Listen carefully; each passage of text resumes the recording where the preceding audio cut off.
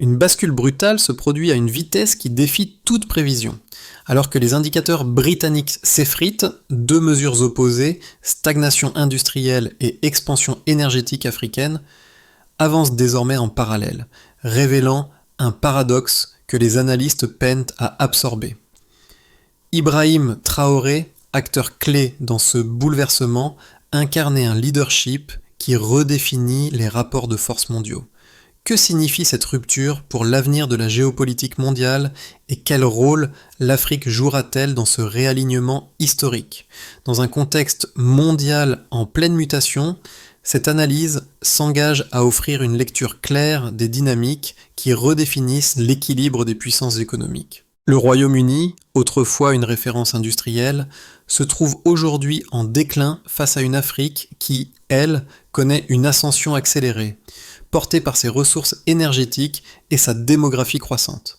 Alors que la stagnation industrielle britannique devient de plus en plus évidente, l'Afrique, avec ses projets énergétiques ambitieux et ses infrastructures modernes, attire l'attention mondiale. Cette transformation radicale des rapports de force met en lumière un paradoxe fascinant. Ibrahim Traoré, une figure montante du leadership africain, incarne cette nouvelle ère de coopération et de stratégie continentale.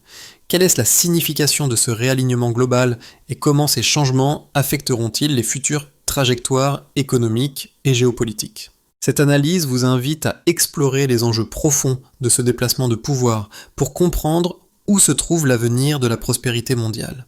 La bascule des équilibres économiques mondiaux ne se limite pas à une simple variation conjoncturelle.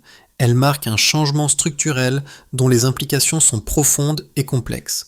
Alors que les indices économiques britanniques s'effritent, notamment dans le secteur industriel, une nouvelle dynamique émerge en Afrique. L'Afrique, souvent perçue comme un continent en développement, est en train de se repositionner sur l'échiquier mondial. La construction d'infrastructures modernes, le développement d'une énergie stable et renouvelable, et une intégration commerciale continentale en pleine accélération permettent au continent africain de gagner en influence.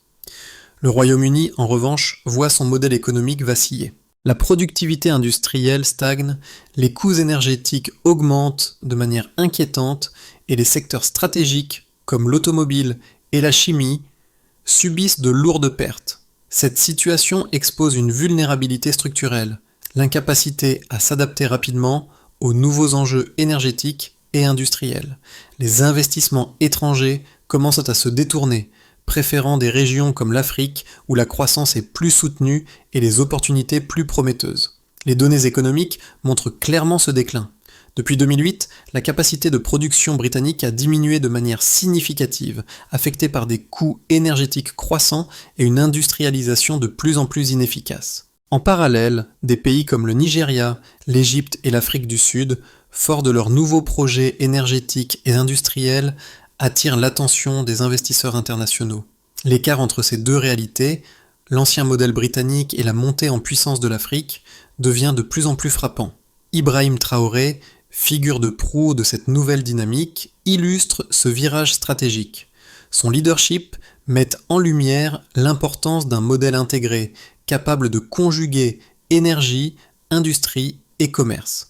Ibrahim Traoré, leader charismatique du Burkina Faso, incarne une nouvelle génération de dirigeants africains conscients des enjeux géopolitiques qui redéfinissent le rôle de leur continent sur la scène mondiale. Depuis sa prise de pouvoir, Traoré a joué un rôle crucial dans le repositionnement stratégique de l'Afrique de l'Ouest avec une vision claire, créer des alliances économiques durables et promouvoir une indépendance énergétique accrue pour son pays et la région.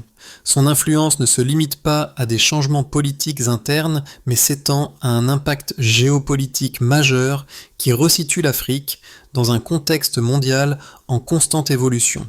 Dès ses premières initiatives, Traoré a mis l'accent sur l'intégration de l'Afrique dans la nouvelle économie mondiale en développant des infrastructures énergétiques et industrielles. Son leadership a permis de poser les bases d'une transformation économique qui commence à porter ses fruits. Grâce à des accords stratégiques avec des investisseurs internationaux et un renforcement des partenariats commerciaux intra-africains, Traoré a contribué à stabiliser son pays et à renforcer sa position géopolitique. Cette dynamique est d'autant plus significative qu'elle s'inscrit dans un contexte mondial où l'Afrique devient de plus en plus incontournable pour les puissances économiques mondiales. L'émergence de l'Afrique comme un acteur majeur dans les domaines de l'énergie renouvelable, de la technologie et des ressources naturelles transforme non seulement ses relations avec l'Occident, mais aussi ses alliances avec d'autres nations du Sud global.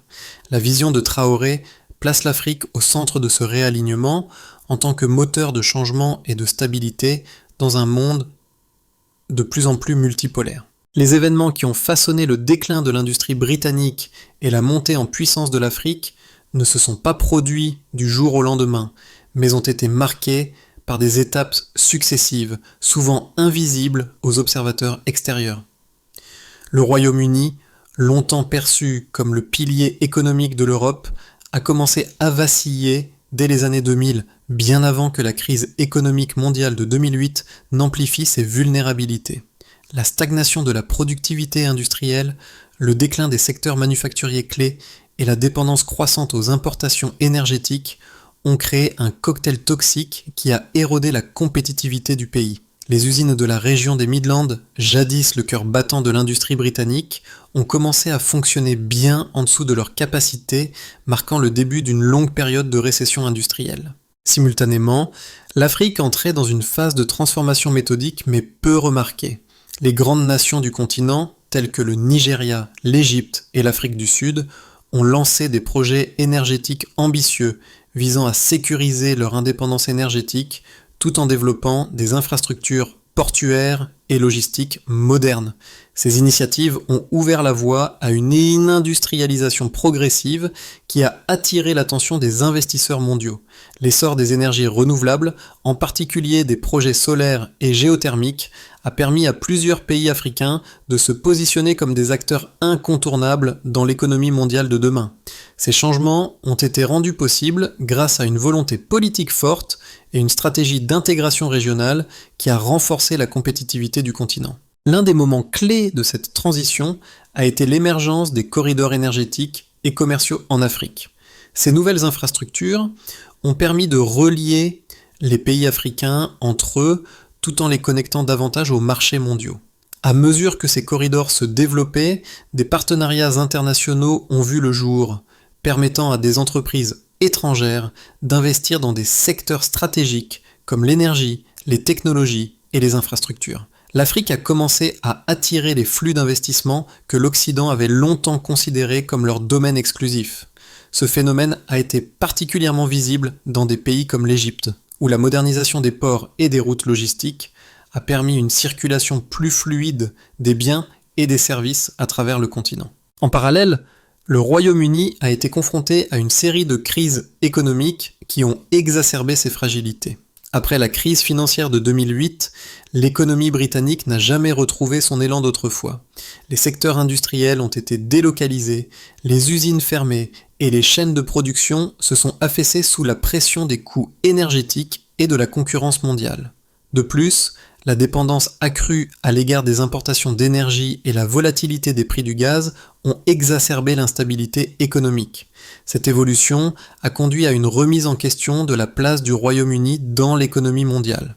Les investisseurs ont commencé à s'interroger sur la viabilité du pays comme centre industriel, ce qui a amplifié la délocalisation des capitaux et des industries vers des régions plus compétitives. C'est dans ce contexte de crise croissante que des figures comme Ibrahim Traoré ont commencé à jouer un rôle de plus en plus central. Traoré, par ses initiatives politiques et économiques, a mis en lumière l'importance de la résilience régionale face aux bouleversements mondiaux.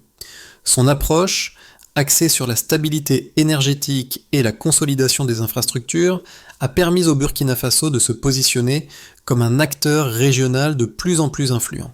Ce modèle de gouvernance, qui intègre les enjeux énergétiques, industriels et commerciaux, a ouvert une nouvelle voie pour l'Afrique, prouvant que le continent pouvait non seulement se relever des défis économiques internes, mais aussi rivaliser avec les puissances établies sur la scène mondiale. L'évolution des économies britanniques et africaines peut être mesurée par des données précises qui témoignent du déclin relatif du Royaume-Uni et de l'essor de l'Afrique sur la scène mondiale. La productivité industrielle britannique, par exemple, a montré des signes de stagnation bien avant la crise de 2008. En 2007, l'indice de productivité par tête dans l'industrie manufacturière du Royaume-Uni était inférieur de 20% à celui des autres grandes économies européennes. Ce déclin de la productivité industrielle a été exacerbé par la crise financière mondiale, mais il avait déjà des racines profondes dans le modèle économique britannique, qui avait perdu sa compétitivité face aux économies émergentes, notamment en Asie. L'un des éléments clés de cette dynamique a été l'augmentation des coûts énergétiques au Royaume-Uni. Entre 2000 et 2015, le prix de l'énergie industrielle a augmenté de 50% en Grande-Bretagne, bien au-dessus de la moyenne européenne. Cette hausse des coûts énergétiques a eu un impact direct sur la compétitivité des entreprises britanniques, qui ont vu leurs marges se réduire de manière significative. Cette situation a conduit à des fermetures d'usines, à la délocalisation de la production vers des pays où les coûts énergétiques étaient moins élevés, et à un affaiblissement général de l'industrie manufacturière britannique. À l'opposé, l'Afrique a vu son potentiel de développement économique se renforcer grâce à plusieurs facteurs. Les investissements dans les infrastructures énergétiques ont été un moteur clé de cette transformation. Par exemple, l'Afrique a vu une croissance significative des capacités de production d'énergie renouvelable, notamment dans le solaire et l'éolien. En 2018, l'Afrique comptait environ 5,5 GW de capacité solaire installée, contre seulement 2 GW de 2026 en 2012. Ce développement rapide des énergies renouvelables a permis à plusieurs pays africains de réduire leur dépendance vis-à-vis des énergies fossiles et d'attirer de nouveaux investissements étrangers. Les projets énergétiques en Afrique sont soutenus par des financements internationaux qui augmentent chaque année. En 2019, les investissements dans l'énergie renouvelable en Afrique ont atteint 9,2 milliards de dollars, un chiffre record pour le continent. Cet afflux d'investissements est un signe clair de la confiance croissante des investisseurs dans les capacités de l'Afrique à se doter d'une infrastructure énergétique moderne, capable de soutenir son développement industriel et commercial. En parallèle, l'amélioration des infrastructures logistiques, comme les nouveaux corridors commerciaux et portuaires, a facilité l'intégration du continent dans les chaînes d'approvisionnement mondiales. L'Afrique bénéficie également d'une démographie favorable, avec une population jeune en forte croissance. En 2020, la population du continent était estimée à 1,3 milliard de personnes, et elle devrait atteindre 2,5 milliards d'ici 2050. Cette croissance démographique, combinée à une urbanisation rapide, crée une base solide pour la consommation interne, l'investissement et la demande de main-d'œuvre qualifiée. Le secteur manufacturier en Afrique, bien que toujours en développement, connaît une croissance soutenue, particulièrement dans des pays comme l'Égypte, le Nigeria et l'Afrique du Sud, où les investissements dans l'industrie sont en forte augmentation. En revanche, le Royaume-Uni, qui a longtemps été une puissance économique industrielle, se trouve aujourd'hui dans une position vulnérable. Les données montrent que la capacité de production industrielle du Royaume-Uni a chuté de 25% entre 2000 et 2020.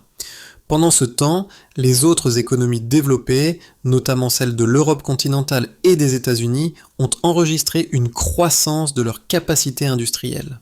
Cette divergence entre les trajectoires de l'industrie britannique et celle de l'Afrique renforce l'idée que le centre de gravité économique mondial se déplace lentement mais sûrement vers le sud. Les divergences entre l'ascension de l'Afrique et le déclin du Royaume-Uni ont suscité deux points de vue contradictoires qui méritent d'être examinés attentivement. Le premier, défendu par des analystes conservateurs, soutient que la situation du Royaume-Uni est simplement une phase de ralentissement temporaire, un phénomène cyclique qui, comme d'autres crises passées, sera surmonté avec le temps.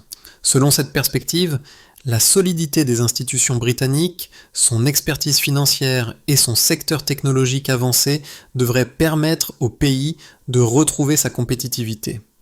Les analyses se basent sur le postulat que l'économie britannique dispose des ressources nécessaires pour redresser la barre une fois les défis énergétiques et commerciaux résolus.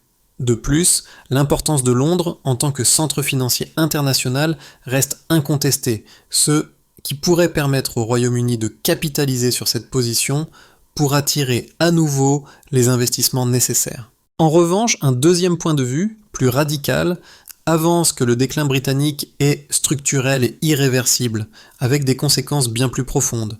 Cet argument repose sur l'idée que les fondations mêmes de l'économie britannique se sont fragilisées de manière irréparable. La stagnation de la productivité industrielle, la dépendance croissante aux importations énergétiques et les fermetures massives d'usines sont des signes d'un malaise qui va bien au-delà d'un simple cycle économique. De plus, les indicateurs montrent une compétitivité de plus en plus faible par rapport aux économies émergentes. En particulier, les coûts énergétiques au Royaume-Uni ont augmenté plus rapidement que dans d'autres économies développées, ce qui a nui à sa capacité de production.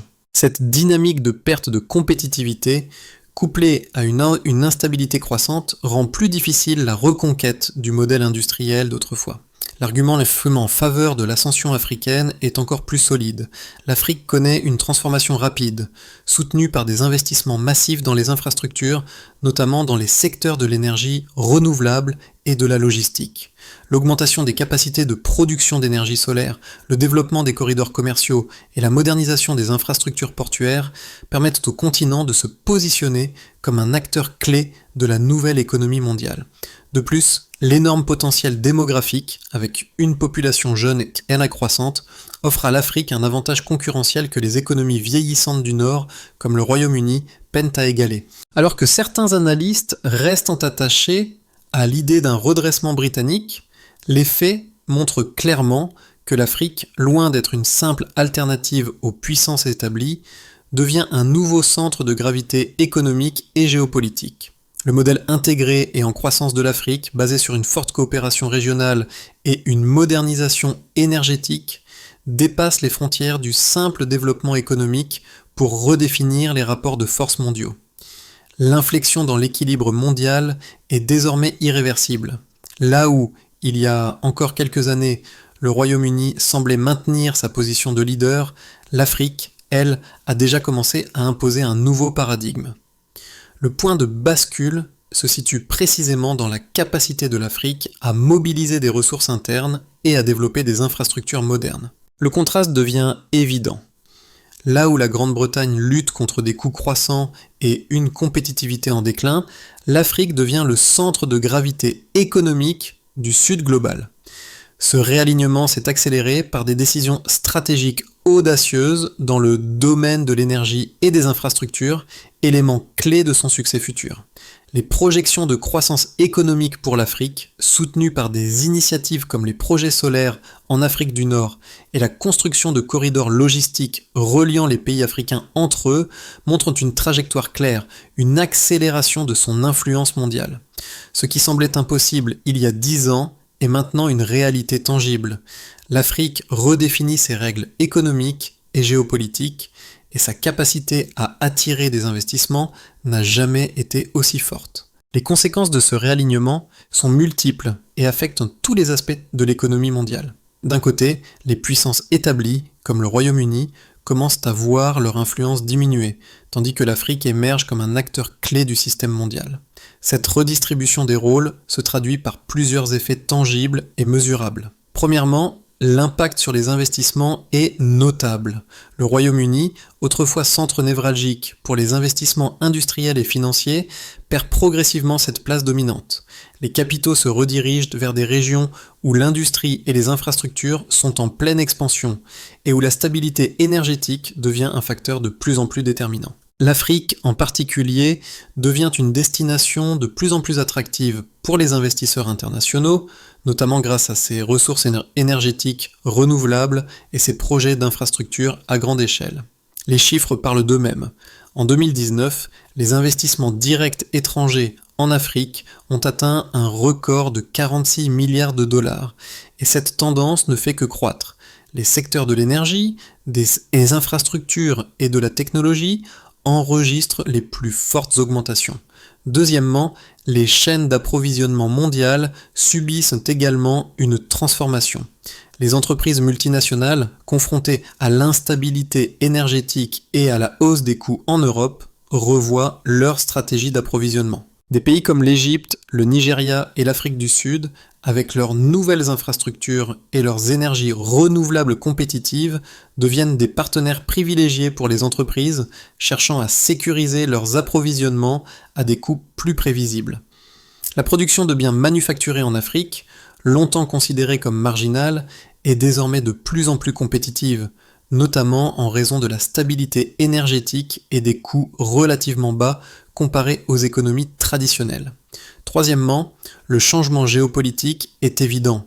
Alors que les relations entre le Royaume-Uni et ses anciennes colonies africaines sont redéfinies, une nouvelle ère de coopération sud-sud émerge. Des pays comme le Sénégal, le Kenya et le Maroc s'imposent comme des leaders régionaux, attirant des investissements et devenant des centres d'expertise pour d'autres nations africaines. Ibrahim Traoré, par son leadership, incarne cette nouvelle dynamique, représentant une génération de dirigeants africains plus jeunes et plus tournés vers l'avenir, prêts à négocier des accords de partenariat stratégiques avec des puissances mondiales émergentes. Enfin, les impacts sur les populations locales sont significatifs. L'industrialisation en Afrique génère des emplois et stimule l'économie. La jeunesse africaine, qui constitue une part importante de la population, bénéficie directement de cette évolution. Les infrastructures modernes et l'accès à l'énergie renouvelable créent un environnement propice à l'entrepreneuriat et à la croissance des PME. En revanche, au Royaume-Uni, la fermeture d'usines et la baisse des opportunités d'emploi industriels entraînent un chômage structurel, créant des tensions sociales et économiques. La transition vers une économie de services ne compense pas les pertes d'emplois dans le secteur manufacturier, exacerbant les inégalités et les divisions sociales. Ce réalignement mondial se traduit par une redéfinition des rapports de force, non seulement sur le plan économique, mais aussi sur le plan géopolitique, avec des conséquences à long terme pour les relations internationales. Dans les mois à venir, plusieurs trajectoires s'offrent aux économies mondiales face au réalignement en cours. 3 scénarios sont envisageables, chacun ayant des conséquences profondes sur l'équilibre global. Pour se faire une idée de la trajectoire la plus probable, on peut commencer par un scénario de base, celui du statu quo. Le Royaume-Uni parvient à stabiliser son économie, mais sans une reprise industrielle significative. L'instabilité énergétique persiste, mais le gouvernement met en place des mesures pour contrer les hausses des prix de l'énergie, et le secteur financier reste un pilier solide pour le pays. Toutefois, la délocalisation des industries lourdes et la stagnation de la productivité continuent d'affaiblir le rôle du Royaume-Uni sur la scène mondiale. L'Afrique, quant à elle, continue de croître, mais à un rythme plus modéré. La transition énergétique et les projets d'infrastructures prennent de l'ampleur, attirant des investissements réguliers, bien que l'ascension économique reste inégale entre les différents pays. Le continent devient de plus en plus un acteur clé de l'économie mondiale, mais la compétition entre ces nations demeure. On peut aussi envisager une hypothèse plus favorable, celle d'une relance rapide. Le Royaume-Uni parvient à surmonter les obstacles économiques grâce à une série de réformes ciblées et à un apaisement des tensions sur les marchés énergétiques. Les coûts énergétiques diminuent, permettant à l'industrie britannique de récupérer une part de sa compétitivité. L'investissement dans les technologies vertes et les infrastructures stimule la croissance économique, tandis que Londres renforce son rôle de centre financier mondial. En parallèle, l'Afrique continue son ascension rapide. Les pays leaders du continent, tels que le Nigeria et l'Afrique du Sud, connaissent une industrialisation accélérée, soutenue par de nouveaux accords commerciaux internationaux. Les entreprises internationales établissent de plus en plus de partenariats avec des nations africaines pour sécuriser leurs approvisionnements en énergie renouvelable et en matières premières. Ce scénario marque un renforcement des liens économiques entre l'Afrique et le reste du monde, propulsant le continent au cœur des stratégies mondiales. A l'inverse, si la crise devait se prolonger, la crise énergétique se poursuit et se renforce. Le Royaume-Uni fait face à une instabilité persistante, avec des coûts énergétiques élevés et une baisse continue de sa compétitivité.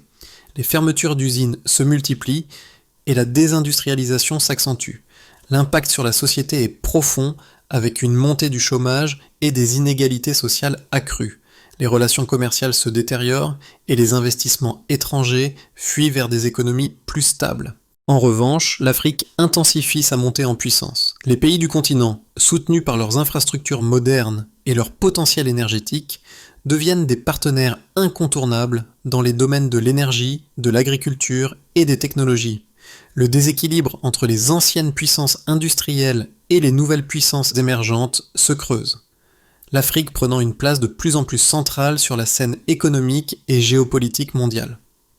Ce réalignement mondial ne se limite pas à des chiffres ou à des prévisions économiques.